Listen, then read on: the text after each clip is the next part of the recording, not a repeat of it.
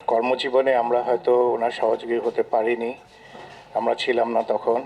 বাবার বন্ধুত্বের খাতিরে পারিবারিকভাবে আমরা তার স্নেহ পেয়েছিলাম, খুব আদর করতেন, দেখা হলেই বলতেন বাপ্পা কিরে কেমন আছিস, খুব আদর করতেন আমাদের।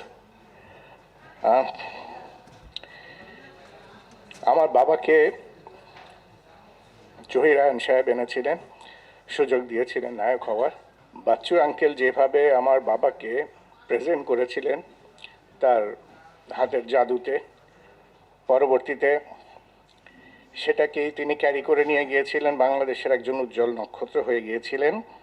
এই কৃতিত্ব তারই, বাচ্চু আঙ্কেলেরই।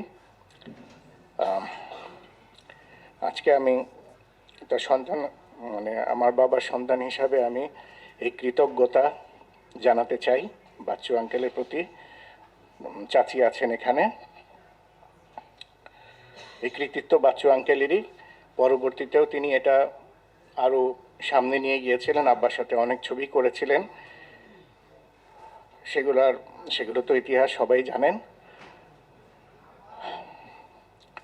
আমরা দোয়া করব আঙ্কেলের জন্য, আল্লাহ তাকে বেহেশত নসিব করুক, তার গুনাহ মাফ করে দিক। আমরা তাকে স্মরণ করব, মনে রাখব, আমাদের জন্য একজন প্রেরণা হিসাবে।